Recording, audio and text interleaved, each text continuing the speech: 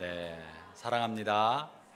네, 하나님이 우리의 삶을 붙들어 주시고 주관하시고 우리 앞에 무엇이 닥치든지 간에 변함없는 하나님의 견고한 손이 여러분을 붙들고 그 길을 인도하고 계십니다. 우리의 삶이 얼마나 안전한가? 하나님의 살아계신 만큼 안전합니다. 우리의 삶이 얼마나 보장되었는가? 우리를 사랑하신 하나님의 사랑만큼 보장되어 있습니다. 이것이 우리 신앙의 기초고 신앙의 든든한 뿌리가 되는 것입니다.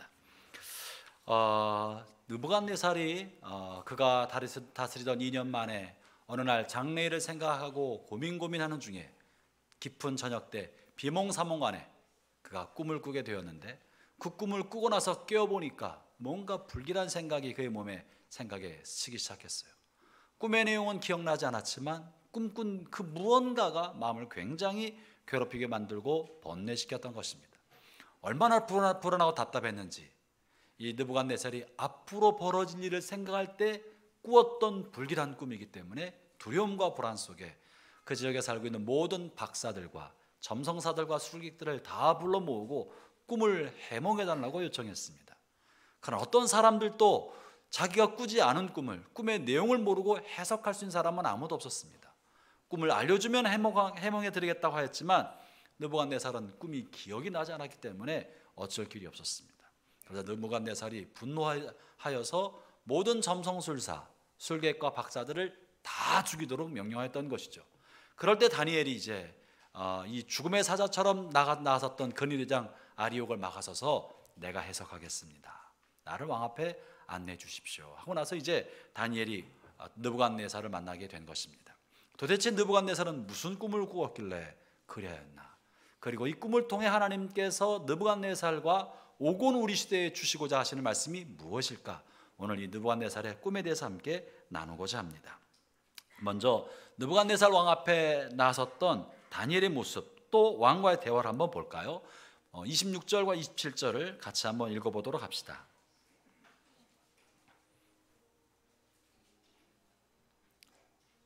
네, 함께 읽겠습니다. 시작. 왕이 대답하여 벨드사살이라 이름한 다니엘에게 이르되 내가 꾼 꿈과 그 해석을 네가 능히 내게 알게 하겠느냐 하니, 다니엘이 왕 앞에 대답하여 이르되 왕이 물으신 바 은밀한 것은 지혜자나 술객이나 박수나 점쟁이가 능히 왕께 보일 수 없으되. 느부갓네살이 생각할 때요, 이게 되겠나? 지금 다니엘은 바벨론에 잡혀온 지 불과 1년도 채 안 된 시기였던 것이에요. 아직 나이가 어린 소년, 청년의 시기였었고, 그리고 사실은 바벨론의 언어를 충분히 배우기 전이었을 가능성이 많습니다. 바벨론에 있는 많은 지혜로운 박사들과 점성사들, 술객도 아무도 하지 못했던 일을 어린 다니엘이, 게다가 저 변방적이 정복당한 이 피지배국 그 속에 있었던 청년이 이것을 해석한다고 할 때 받아들이기 어려웠어요. 미심쩍었던 것입니다. 네가 진짜 할 수 있겠냐? 그럴 때 다니엘은 놀라운 대답을 합니다. 네, 내가 할 수 있습니다 라고 대답하지 않고 이렇게 말을 했어요. 28절을 그의 대답을 읽어보도록 합시다. 28절입니다. 시작. 오직 은밀한 것을 나타내실 이는 하늘에 계신 하나님이시라. 그가 느부갓네살 왕에게 후일에 될 일을 알게 하셨나이다. 왕의 꿈 곧 왕이 침상에서 머릿속으로 받은 환상은 이러하니이다. 놀랍게도 지금 다니엘이 고백하고 있는 말은 뭐냐면 제가 할 수 있습니다 라고 말하는 것이 아니라 이것은 오직 누구만이? 하나님만이 할 수 있습니다. 사실 다니엘이요 굳이 이런 말을 할 필요가 없었습니다. 알겠습니다, 제가 기도해 보니까 이러이러합니다 라고 그냥 이야기해도 됐음에도 불구하고 다니엘은 2번이나 반복해서 아무나 할 수 있는 일이 아닙니다, 아무도 못합니다, 저도 못합니다, 오직 이것은 하나님만 할 수 있는 일입니다. 은밀한 것을 나타내신 하나님께서 나타내 보여주셨습니다 라고 말하고 있는 거예요. 다시 말하면 사실 다니엘은요 이런 꿈 해몽에 관한 은사가 있었습니다.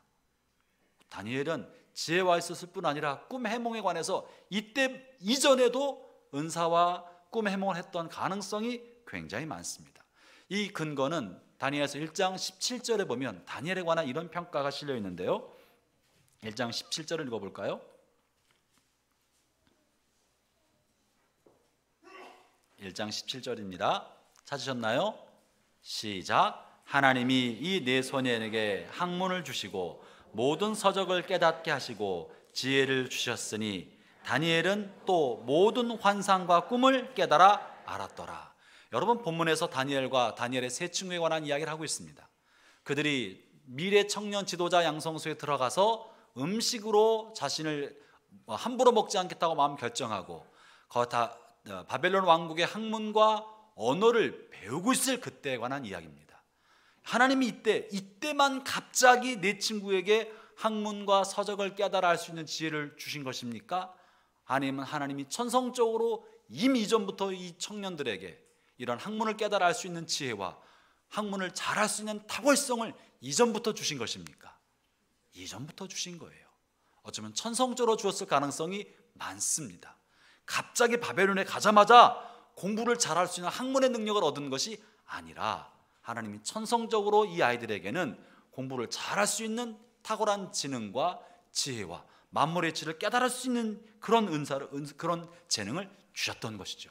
그렇다면 다니엘은 또 모든 환상과 꿈을 깨달아 알았다, 이 말은 이전부터 다니엘에게 그런 은사를 주셨다는 것을 말하고 있는 거예요. 근데 놀랍게도 다니엘은 제가 그것을 잘합니다 라고 하지 않고 이것은 하나님께서 주신 선물입니다, 하나님의 은혜입니다 라고 하나님을 알지 못하는 이방신을 섬기고 있는 바벨론의 왕 앞에서 하나님을 시인하고 하나님께서 할 수 있다고 고백한 것입니다. 여러분, 이것은 굉장히 중요한 신앙의 고백이고 다니엘의 신앙을 보여주는 것이에요.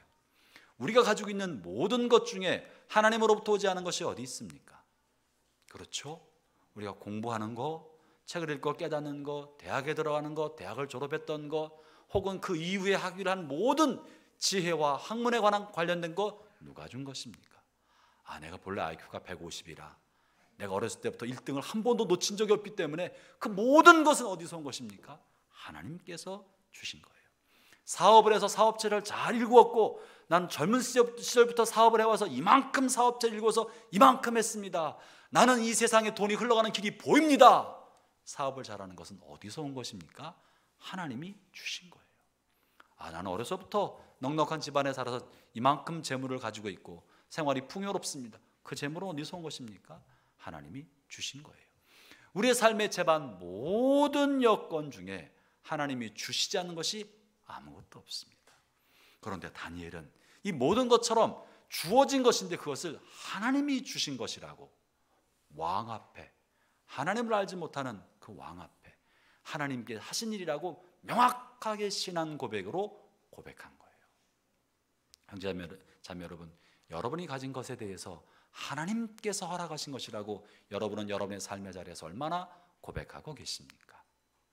그게 신앙입니다.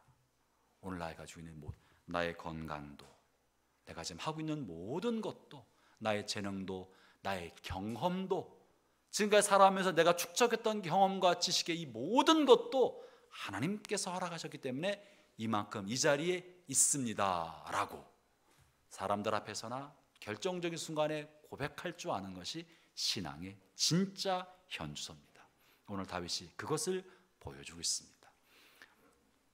저나 여러분이나 우리 삶의 모든 순간, 모든 자리에서 우리가 하나님의 은혜와 영광을 고백해야 할 그때 다니엘과 같은 그런 고백이 있기를 축원합니다. 다니엘이 이런 분명한 신앙 고백은 30절에도 이어집니다. 30절을 이어서 읽어봅시다. 시작. 내게 이 은밀한 것을 나타내심은 내 지혜가 모든 사람보다 낮기 때문이 아니라 오직 그 해석을 왕에게 알려서 왕의 마음으로 생각하던 것을 왕에게 알려주려 하심이니이다. 얼마나 훌륭합니까? 그죠? 내가 지혜로워서 그런 게 아닙니다. 왕이여, 저를 쳐다보지 마십시오.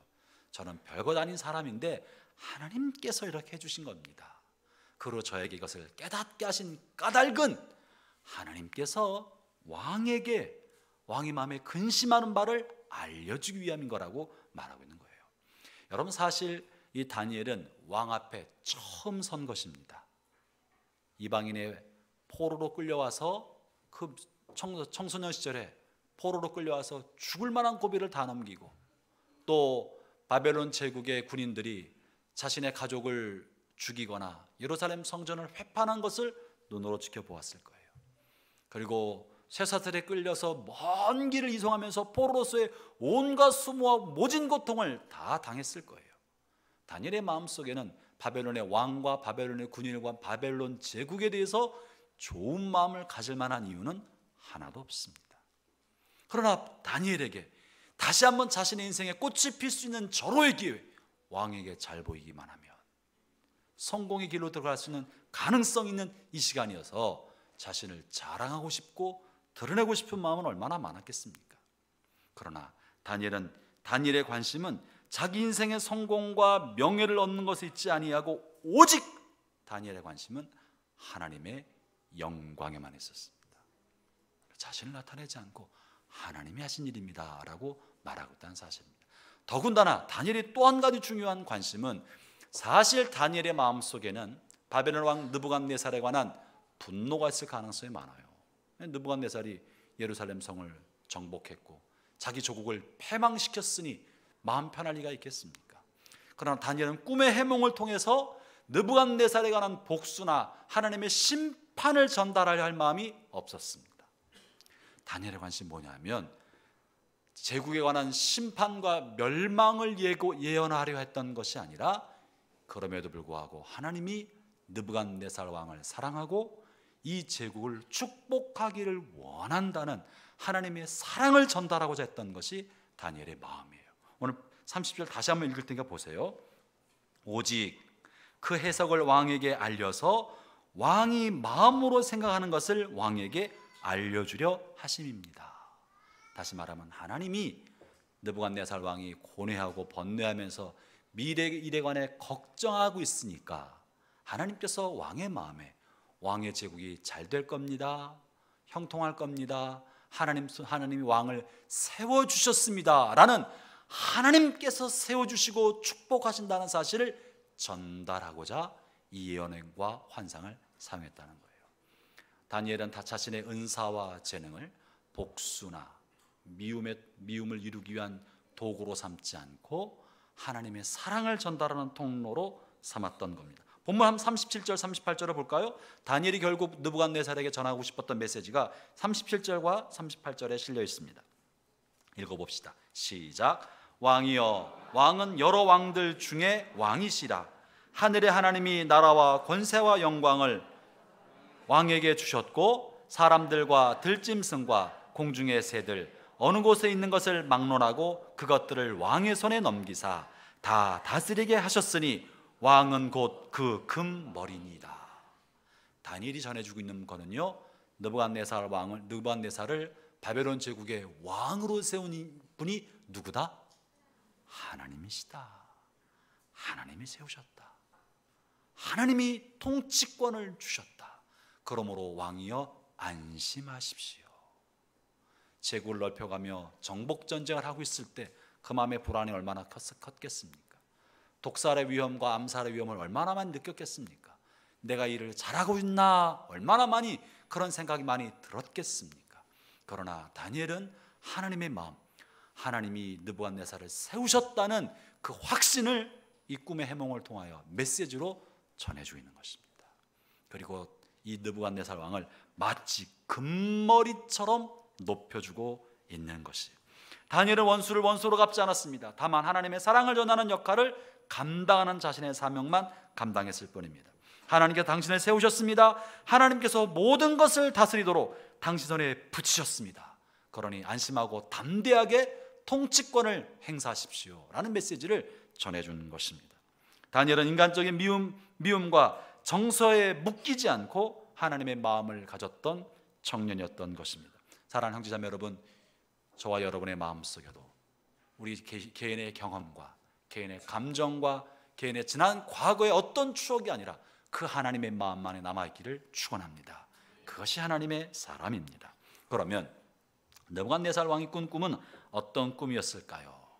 본문 느헤미야 31절부터 33절까지를 한번 읽어보겠습니다. 먼저 여러분 한번 꾼 꿈을 제가 사진으로 준비했는데요, 사진 한번 보시고 본문 내용 읽어보도록 합시다.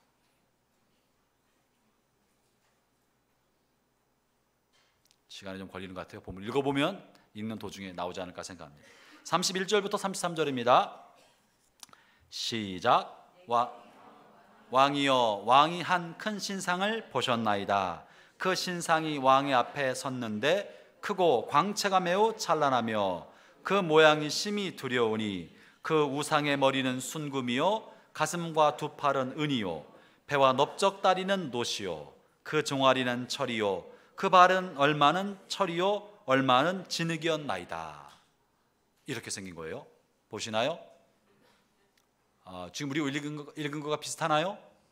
머리는 황금 머리고 팔과 가슴은 은으로 되어 있고 허벅다리와 배는 노스로, 그리고 종아리와 다리는 철, 그리고 발가락은 10개의 발가락은 철과 진흙으로 되어 있는 거대한 신상, 우상의 신상을 보게 된 것입니다. 이 우상의 이 거대한 신상은 4개의 나라를 상징한다고 다니엘은 성령의 영감을 받아서 해석해 주고 있습니다. 그러면서 첫 번째 금에 해당하는 머리를 느부갓네살 왕과 그가 다스리는 바벨론 제국이라고 설명합니다. 하나님께서 느부갓네살을 금처럼 영화롭게 하셨고 영광스러운 자리에 세우셨다는 거예요. 이 말을 들을 때 느부갓네살 마음이 얼마나 좋았을까, 그죠? 굉장히 뿌듯했을 거예요. 이 말을 전하는 다니엘의 마음은 기분 좋았겠어요? 불편했겠어요? 저 왼수를 왜 하나님이 저렇게 축복하셔서 금이라고 하실까? 심판과 멸망을 예언해 줬으면 좋았을 텐데, 우리나라 유대 땅은 어디에도 흔적도 없고 우리 유다를 멸망시킨 바벨론 제국을 금으로 묘사했으니 저 왼수를, 이런 마음이 있었을 거예요. 그럼에도 불구하고 다니엘은 하나님의 마음을 전달하는 신실한 통로가 되었던 거예요. 그러면서 이제 가슴과 팔을 은은 돼 있다고 말합니다. 그것은 바벨론 제국에 뒤이어 일어날 새로운 제국을 의미하는 것입니다. 일반적으로 성경 해석학자들은 은으로 되어 있는 가슴과 팔 부분은 계속 사진을 좀 보여주시죠. 일반적으로 바벨론 제국 그 다음에 일어난 메데와 파사, 메르디와 페르시아의 나라라고 얘기합니다. 학자들의 공통적 견해가 그래요. 이건 메데와 파사 제국을 얘기한다.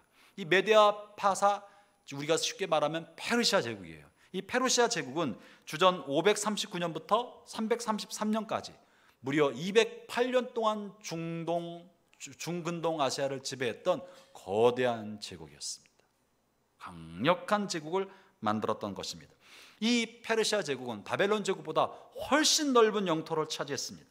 그런데 재미있는 사실은요, 이 나라에 대해서 다니엘이 평가하기를 느부갓네살의 나라보다 못한 나라다라고 말하고 있다는 사실이에요. 39절 같이 한번 읽어봅시다. 39절입니다. 시작. 왕을 뒤이어 왕보다 못한 다른 나라가 일어날 것이요 셋째로 또 놋 같은 나라가 일어나서 온 세계를 다스릴 것이며. 여기에 희한한 얘기가 있는 거예요. 여러분, 느부갓네살이 다스렸던 바벨론 제국은요 불과 66년 동안만 존재했습니다. 66년 동안 바벨론 제국이 있다가 메데와 파사, 페르시아에 의해서 멸망당합니다. 그리고 바벨론이 형성했던 국가의 영토는 페르시아 제국보다 훨씬 좁았습니다. 영토의 크기도 페르시아가 훨씬 넓었고 제국의 연한도 3배 이상으로 훨씬 더 오랫동안 생존했던 거대 왕국이었던 거예요. 그럼에도 불구하고 성령의 감동을 따라 다니엘이 평가하기를 바벨론의 나라가 훨씬 더 영화로운 나라고, 이 바벨론 나라보다 못한 나라라고 페르시아를 평가하고 있다는 사실입니다. 여러분, 왜 하나님께서는 훨씬 더 넓은 영토와 강대한 나라를 형성했던 페르시아를 바벨론보다도 못한 나라라고 평가했겠습니까? 여기 중요한 이야기예요. 하나님의 관심은 제국의 연한보다, 영토의 넓이보다 훨씬 더 중요하게 평가하는 하나님의 척도가 있다는 거예요. 그것은 바로 도덕성과 영성입니다. 칼빈은 이 본문을 이렇게 해석했습니다. 개혁자 칼빈이 한 이야기입니다. 페르시아는 규모나 화려한 면에서 결코 바벨론보다 못하지 않았다. 그럼에도 불구하고 바벨론보다 못하다고 평가했던 것은 계속 악화되어가는 인간의 부패 때문이다. 정권이 바뀌면서 사람들의 도덕성은 더 심각하게 타락했고, 그들의 악과 부패는 새로운 수준에 도달했던 것이다. 나라는 강대하고 부강한 나라가 되었지만 그들의 도덕성과 영성은 점점점 타락해가고 있었기 때문에 하나님은 이것을 보시고 더 못한 나라라고 여겼다는 것입니다. 사랑하는 형제자매 여러분, 여기서 우리는 중요한 메시지를 얻어야 돼요. 이것은 사람들이 하는 평가와 하나님의 평가는 결코 같지 않다. 다르다는 사실입니다. 우리가 하나님 사람들의 평가보다 정말 더 관심을 가져야 할 것은 하나님께서는 나를 어떻게 평가할 것인가, 하나님의 평가에 더 관심을 가지고 두려워해야 된다는 거예요. 사람들은 우리를 학벌로 평가할 수 있습니다. 어느 대학 나왔고 얼만큼 공부했고, 또 사람들은 우리를 재산으로 평가하기도 합니다. 무슨 차를 몰고 다니고 몇 평의 아파트를 살고 돈이 얼마고. 사람들은 우리를 사회적 지위와 신분과 직업으로 평가하는 사람들이 많이 있습니다. 또는 우리 다음 세대에게 얼마나 많은 유산을 물려주었는가로 그 사람의 삶의 성공과 실패 여부를 평가하는 사람들도 적지 않아 있습니다. 여러분, 그러나 하나님은 이런 것에 관심이 없습니다. 하나님 우리 인생을 돌아볼 때, 인생의 석양에서 하나님의 심판대 앞에 섰을 때 하나님이 정말 중요하게 여기는 것은 몇 년이나 살았느냐도 아니고, 재산이 얼만큼 있느냐도 아니고, 학벌이 얼만큼 되고 무슨 직업을 가졌느냐도 아니고, 우리 안에 있는 도덕성과 영성, 우리가 어떤 삶을 살았느냐, 하나님 이것을 가지고 평가할 거예요. 얼마나 많이 살았느냐, 하나님에게 아무런 관심이 없는 것입니다. 하나님은 우리의 마음을 보시는 것입니다. 하나님을 사랑하는 여러분의 마음이 하나님의 관심인 것입니다. 나 자신을 생각할 때 내게 늘 반복적으로 나타나는 자신의 죄를 부끄러워하면서 기도할 때마다, 주님, 나는 죄인입니다. 나는 오늘 또다시 같은 죄를 반복했습니다. 어제 하나님 앞에 눈물로 회개했으면서도 오늘 또 반복합니다. 지난주일 예배 드릴 때 하나님 앞에 사죄의 기도를 드렸으나 하나님, 이번 주 다시 나오면서 나는 여전히 죄를 반복하고 있는 부끄럽고 불쌍한 사람입니다. 주님, 저를 불쌍히 여겨주십시오. 성전에서 기도했던 세리처럼 가난한 마음과 겸손한 마음으로 자신의 죄를 탄식하는 그 마음을 가진 사람이, 죄인의 영혼을 가진 사람이 떳떳하고 당당하고 교만한 사람들보다 천국에 훨씬 더 가까이 가 있는 것이에요. 하나님 그런 마음을 보시는 것입니다. 비록 내가 가진 건 없지만 주님을 위해 살고자 하는 깨끗한 마음, 드릴 것은 별로 없지만 내가 가진 것이라고는 시간밖에 없기 때문에 주님을 위해 나의 시간을 드립니다. 시시때때로 교회 나와서 봉사하고 또 선교사를 섬기고 주의 종을 주님 섬기는 마음으로 섬기는 사람들, 내게 맡긴 것이 할 수 있는 능력은 별로 없지만 그저 작은 일이라도 주님께서 맡긴 일인 줄 알고 정성스럽게 섬기는 사람.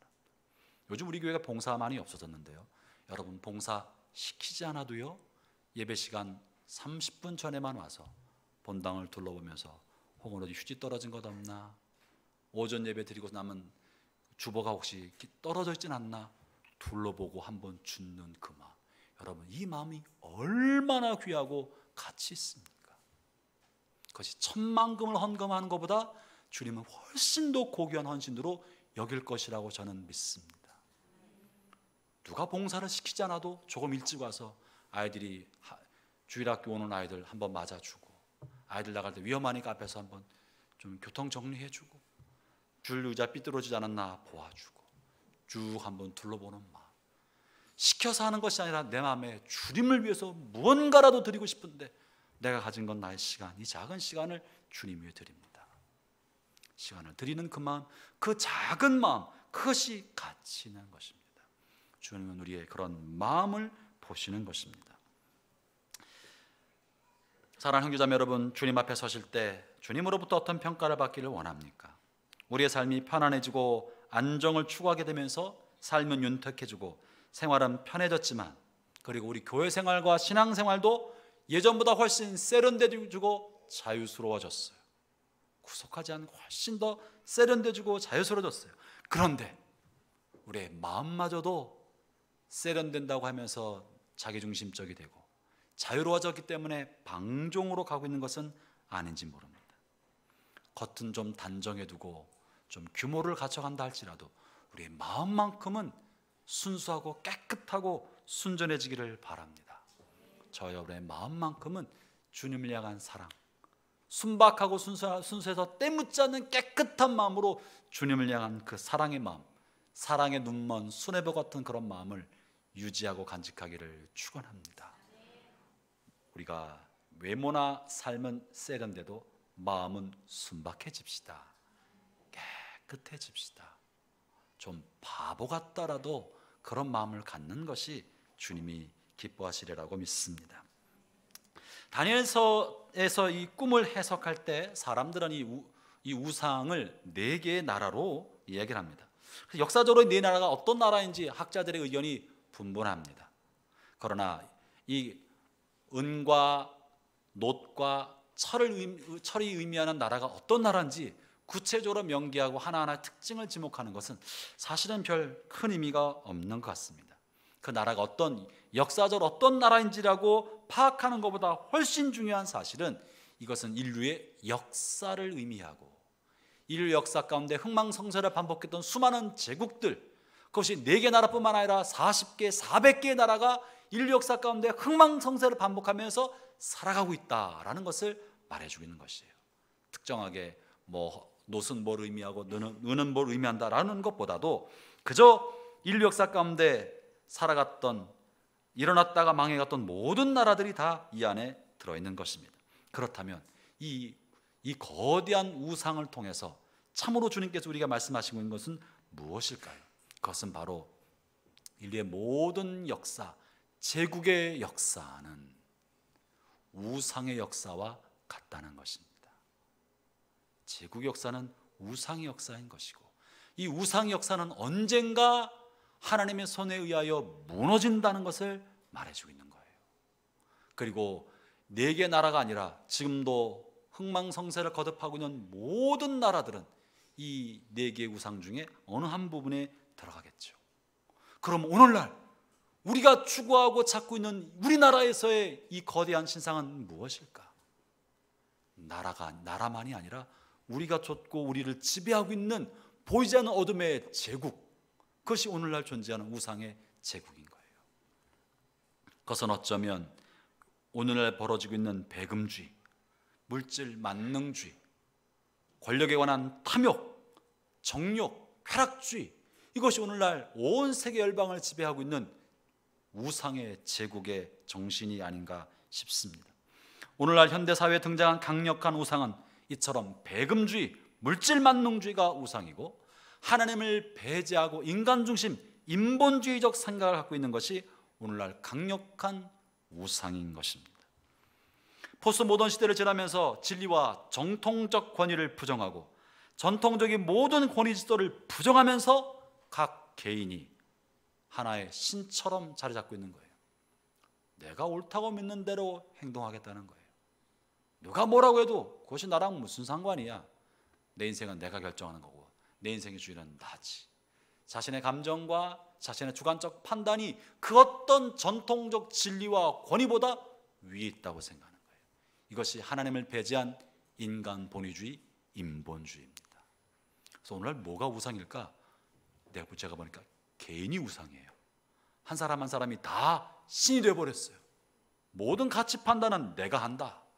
내 생각이 옳은 대로, 내 감정이 옳은 대로, 내가 내 인생의 주인이라고 여기는 이것이야말로 개인 한 사람이 자기의 신이 되어버린 것입니다. 자신의 생각과 감정, 자기의 주장과 신념을 절대화할 때 그 사람은 스스로 만든 우상 숭배에 빠지게 되는 것입니다. 그것이 무엇이든 간에 사람의 손으로 하지 않은 뜨인 돌이 일어나서 그 우상은 무너지게 돼 있고 파멸되게 돼 있습니다. 머지않은 장래, 사람이 세운 사람으로 말미암는 이 우상의 제국은 무너지게 된다는 것이 이 느부갓네살 왕의 꿈의 결정적인 내용인 거예요. 본문 한번 34절, 35절을 읽어보도록 합시다. 34절, 35절입니다. 시작. 신상의 철과 진흙의 발을 쳐서 무너뜨리매 그때 철과 진흙과 놋과 은과 금이 다 부서져 여름 타작마당에 겨같이 되어 바람에 불려 간 곳이 없고 우상을 친 돌은 태산을 이루어 온 세계에 가득하였다. 거대한 우상이 있었는데, 사진 한번 다시 한번 보여주세요. 거대한 우상이 있었어요.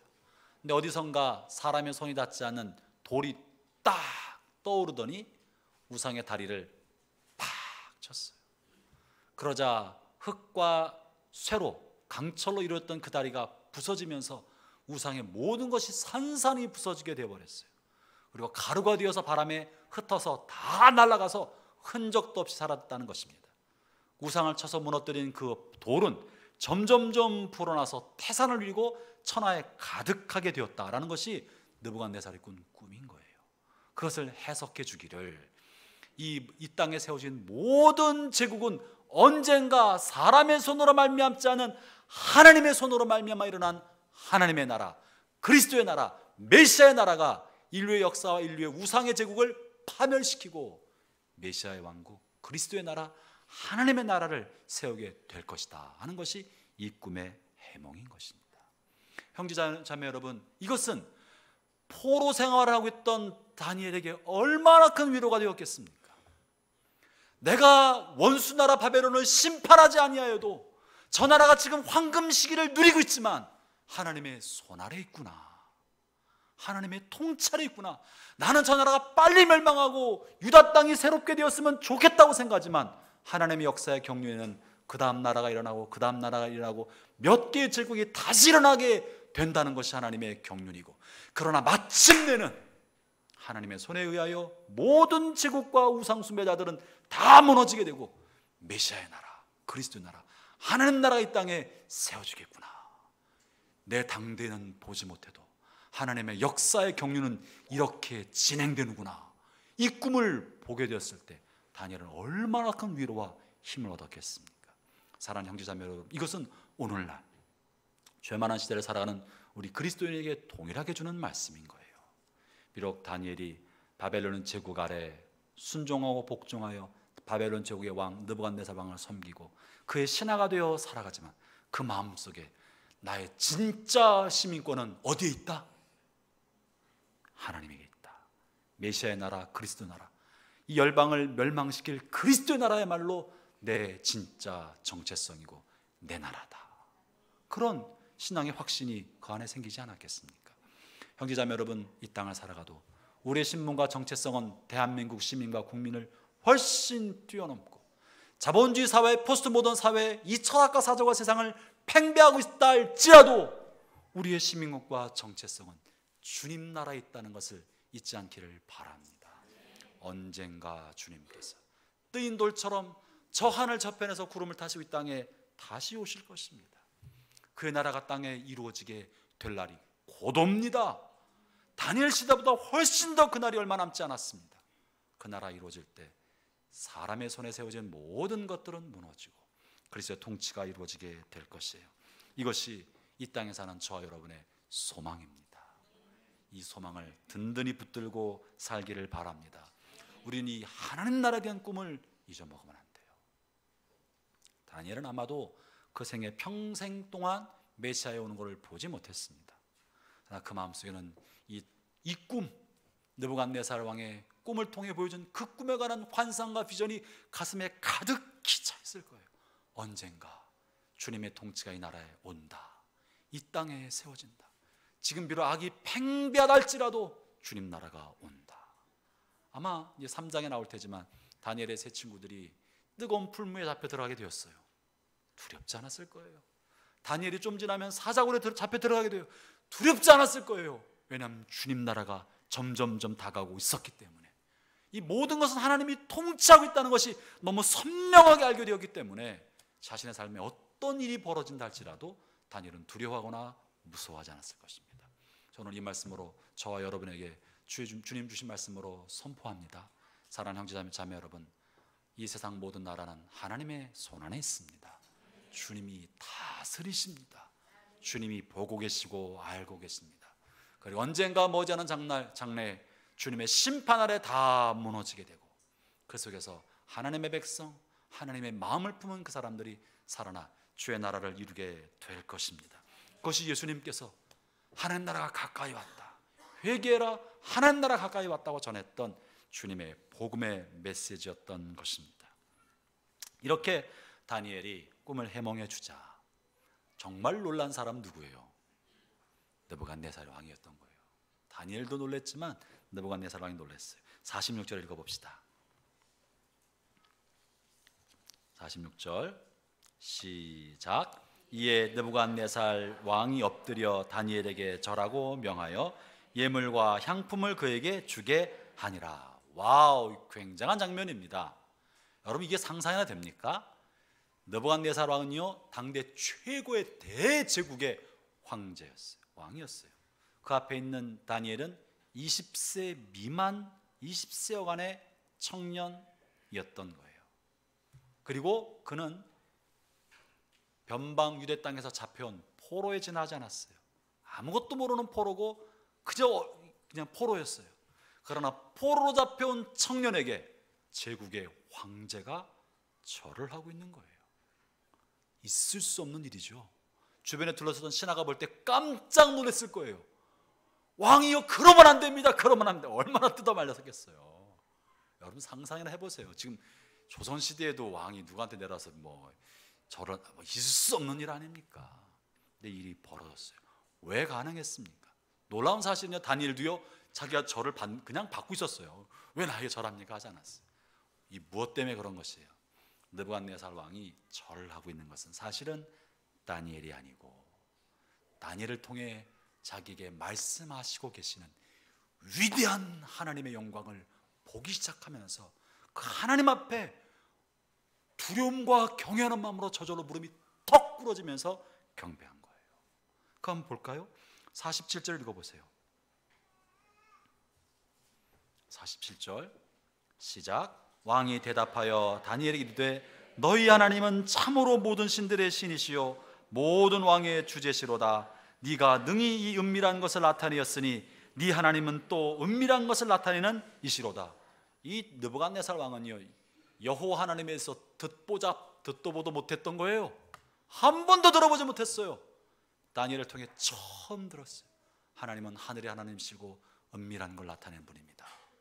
다니엘을 통해 경험한 하나님의 위엄과 영광과 하나님의 실존과 현존을 목격할 때 이방인 느부갓네살은 두려움과 충격을 느끼게 되었고 그 압도하는 위엄 때문에 저절로 무릎 꿇고 경배하게 된 것입니다. 저는 본문을 묵상하면서 하나님이여, 내 생에도 이 세상을 살아갈 때 하나님을 알지 못하는 세상 사람들이 저의 삶을 보면서 이 같은 일이 단 한 번만이라도 내 생에 단 한 번만이라도 벌어지게 하여 주옵소서. 여러분 아멘? 우리가 하나님 믿고 살아간다면, 하나님의 종이라면, 사람들이 나를 볼 때 내 안에 살아계시고 나의 지난 한평생 40여 년, 50년을 이끌어왔던 그 하나님의 영광을 무사람이 볼 수만 있다면 이 얼마나 좋겠습니까?